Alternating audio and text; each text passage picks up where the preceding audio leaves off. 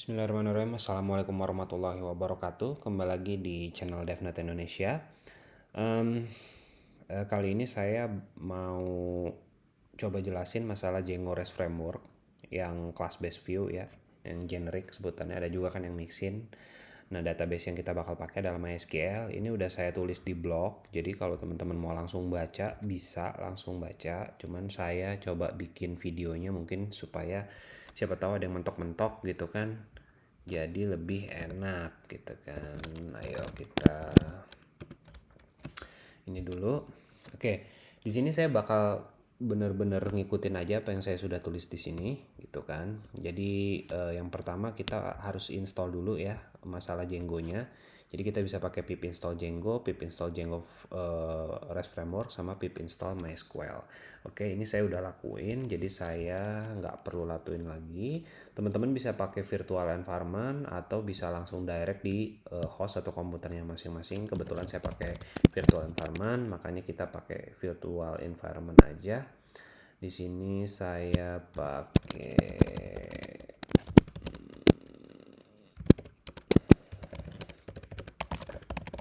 Oke, saya pakai virtual environment ya teman-teman. Nah, terus habis itu di sini kita pakai di testing aja. Saya udah sediain. Terus habis itu di sini di Python ada Django ya. Saya masuk ke Django-nya. Di sini masih kosong, masih aman. Kita lanjut. Nah, di sini kan kita bakal buat sesuatu nih ya. Ini saya copy paste aja biar nggak usah. Ini kita akan follow apa yang sudah saya tulis aja. Jadi kita langsung aja Django admin start project ya. Jadi Django itu ada project, ada app ya. Yang pertama kita buat adalah si projectnya dulu. Kebetulan saya kasih nama project 1. Terus habis itu kita bisa bikin app-nya gitu kan. Ini buat contoh aja ya teman-teman ya. Jadi nggak mesti app 1 juga gitu kan. Nah, pastiin mereka dalam satu tempat yang sama ya, si projectnya sama si app-nya gitu kan. Nah, dari sini kita bisa pakai Visual Studio Code. Saya buka dulu Visual Studio Code-nya biar kita bisa akses. Oke. Saya cek dulu rekamannya ya, masih aman. Oke.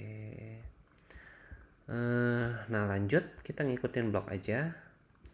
Nah, ini kita bisa ngeliat file ya. Jadi kalau teman-teman mau lihat structure-nya, kelihatan kalau project sama app itu satu folder dan ada manage ya. Oke, lanjut. Nah, bagian database-nya kita tinggal rubah aja. Nah, ini di mana sih gitu kan. Nah, saya bikin video supaya lebih jelas gitu kan. Kita ke setting di sini, terus habis itu kita cari database-nya. Database-nya kita copy paste aja.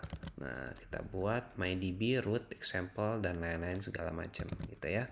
Jangan lupa, saya belum buat database-nya. Kita buat dulu database-nya. Create database, namanya MyDB ya teman-teman. Kalau teman-teman mau pakai yang lain, bebas gitu. Tapi saya pakai contoh ini, saya pakai MyDB aja. Tuh.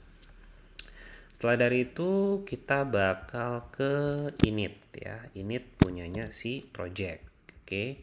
Kita bakal init di sini, kita paste aja ini. Oke, kita lanjut lagi untuk cek database. Oke. Nah, dari sini kita sudah bisa cek dulu database-nya apakah connect atau enggak nih Python 3. Kebetulan saya pakai Python 3 ya. Enggak Python doang gitu. Manage make migration. Nah, no change detected. Kalau nggak ada masalah berarti inian gitu. Nah, kalau mau bikin ada masalah misalnya ya udah kita coba delete. Ini seharusnya ada masalah. Nah, kita coba aja ya kan. Kita drop gitu, kita drop MyDB-nya, terus habis itu kita coba. Nah kan nggak ketahuan MyDB kan, ini yang saya bilang ada masalah gitu kan. Kita bikin lagi MyDB-nya, terus kita coba lagi. Nah, ini tidak ada masalah ya teman-teman, berarti udah connect ke database yang pakai ini. Kita lanjut lagi, terus habis itu kita bisa bikin models ya. Models ini sebenarnya buat database lah, saya bisa bilang. Nah, models ini kita bikin di app ya, langsung satu. Ini kita udah selesai. Kita nggak bikin model di project folder gitu kan. Di application foldernya kita bakal bikin model. Di sini kita bikin model. Oke, kita bikin model. Terus habis itu kita bikin serializers ya, teman-teman. Jadi buat bikin respon segala macam nanti kita bakal pakai serializers gitu. Dan sebenarnya juga teman-teman kalau mau nyari langsung di websitenya Django juga bisa ya. Jadi Django REST Framework gitu kan. Kalau misalnya tutorial dari saya kurang jelas, sebenarnya di sini udah bagus banget. Tinggal ikutin serialization, request, response, class base ini sampai habis ya. Harus sampai habis nih. Karena ini simple banget. Bukan simple. Ini udah lengkap banget. Jadi sampai habis ini udah kenyang kita. Kita lanjut dulu. Dari sini tuh kita udah bikin serializers ya teman-teman. Terus abis itu, nah ini saya lupa nih, harusnya kan di depan ya, cuman nggak apa-apa. Nih kita taruh, kita register dulu aplikasi kita gitu. Jadi Django ini udah gampang banget ya, kita tinggal konfigur aja pada dasarnya sebenarnya. Nah dari sini kita lanjut, kita bikin migrasi dulu ya teman-teman ya. Kita kan udah bikin models, kita udah bikin serializers. Terus kita bikin migrasi dulu. Nah di sini Python 3 manage make migrations. Nah dari sini kita bisa lihat ada tambahan folder di sini. Nah ini sebenarnya kita nge-execute SQL query nih nanti. Tapi kita bikin model dulu gitu kan. Habis itu baru Python 3 manage migrate. Nah, di sini sekalian juga dia bakal nambahin yang lain-lain juga nih. Nah, ya kan semua udah kebuat nih, seharusnya kita bisa cek di database kita. Kalau kita refresh, nah ini udah ada semuanya. Dan Django juga udah ngasih nama sesuai dengan name conventionnya dia gitu. Jadi aplikasi kita sama modelnya apaan. Kalau kita punya model yang lain, dia bakal muncul di sini gitu kan. Ini udah rapi semuanya gitu kan. Makanya kalau kita pakai Django untuk urusan ke arah SQL dia yang handle semua gitu kan, API-nya pun dia handle semua gitu. Jadi kita tinggal enjoy aja gitu kan. Nah, ini udah kelihatan semuanya. Terus habis itu juga udah dapet tabelnya juga. Kita move lagi ke views ya. Nah ini views ini sebenarnya aksi apa aja sih yang mau kita lakukan gitu kan Kak. Kalau URLs-nya diakses gitu kan. Jadi kita bikin views dulu deh. Nanti baru habis itu URLs gitu kan. Nah mungkin sebentar, ini ada yang bisa saya jelasin nggak ya? Ini sebenarnya cuman kayak bikin table aja sih ya, cuman dengan class base lah gitu. Class base nanti kita create table. Serializers ini ada dua ya, ini ada pada saat create nih, ada juga pada saat update. Kebetulan saya tambahin gitu kan. Dan di sini juga sama, ini saya ngikutin aja dari Django Django REST framework ya. Dia udah lengkap banget gitu kan. Ada cara lain tapi ini yang paling rapih lah gitu, paling sedikit gitu lah untuk serializersnya. Dia benar-benar jelasin sih. Jadi teman-teman kalau mau langsung sana juga monggo aja gitu ya. Kita lanjut lagi ke views. Kita udah bikin views. Nah ini yang saya sebut dengan yang disebut dengan generics ya. Dan generics ini punya dua kelas yang saya pakai nih, yang cukup penting dan cukup simple. Ada namanya list create API. Ini dia ngecover create sama read kelasnya si Django, si genericnya Django REST ya. Di sini kita importnya se Django REST. Sama retrieve, update, destroy gitu kan. Nah ini buat update delete-nya. Selain itu ada patch juga kalau nggak salah seingat saya sih. Cuman saya di sini pakai cuman buat update sama delete doang. Nah sekarang kita udah punya action yang bakal kita lakukan, tapi kita belum punya URL. Makanya kita harus tambahin URL dulu.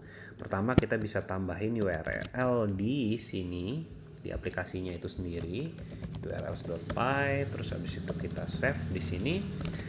Nah di sini kita punya ini ya, dua URL ya yang sama, tapi bedanya yang satu lagi kita bisa ngirimin integer number gitu kan di URL-nya. Terus habis itu juga kita jangan lupa taruh di sini. Ini langsung bantai semuanya aja gitu kan. Ada akses buat admin sama URLs. Mungkin saya nanti bahas masalah admin sama register model ke arah admin ya, karena itu keren juga, keren banget. Cuman kali ini kita nggak bahas dulu. Sekarang saya juga nanti nulis juga di blog gitu kan, biar lebih enak. Nah setelah dari itu kita bisa jalanin. Oke ya, di sini. Nah, ini dia udah di 127.880. Nah, dari sini kita udah bisa nge-get nih seharusnya nih. Kita coba cek dulu apa kita bisa nge-get. langsung bisa teman-teman. Coba bayangin, saya nggak tahu ngomong udah berapa lama ya, tiba-tiba kita udah bisa nge-get aja dulu aja. Cuman kalau kita nge-get sesuatu yang kosong kan nggak asik ya teman-teman ya. Saya pakai Postman di sini, mungkin nanti kalau ada kebutuhan buat sharing-sharing yang simple tutorial Postman, nanti saya coba buatin juga. Kita bisa post dulu di sini. Nah, kita sudah post ya. Nah, ini kan kebetulan saya kasih bodinya nih Van Guardian, age-nya 200, address-nya jalan di mana aja. Untuk buktiin kita bisa lihat di get request. Tadi kosong, sekarang seharusnya sudah berisi. Oke, kalau di sini kurang seru, kita bisa lihat juga di sini ya, select data ya, bahwa select data juga sudah ada gitu kan. Dan kalau kita mau tambahin lagi deh, misalnya gitu kan, masa cuma satu gitu kan, saya mau post gitu kan, misalnya DevNet Indonesia, age-nya misalnya 2 tahun gitu ya.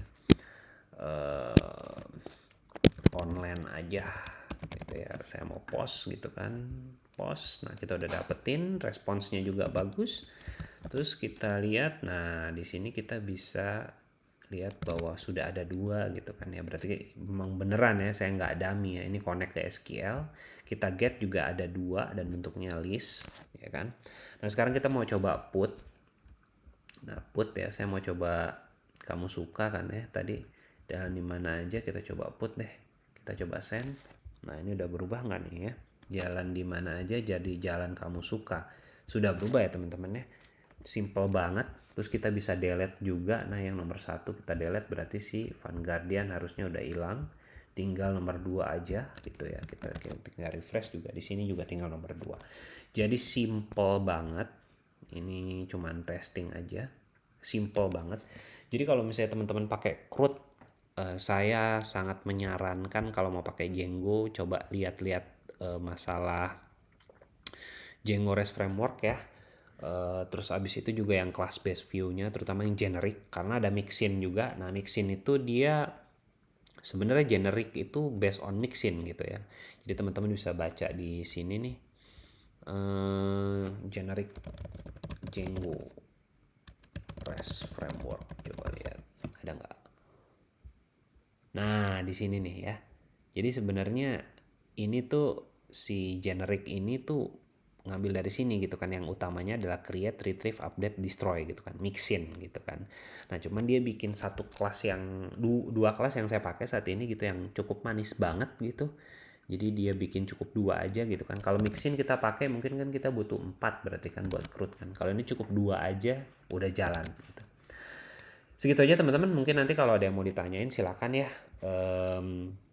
Boleh tanya di blog, boleh tanya di YouTube gitu kan. Itu aja dari saya, semoga bermanfaat. Sampai ketemu lagi di video yang akan datang.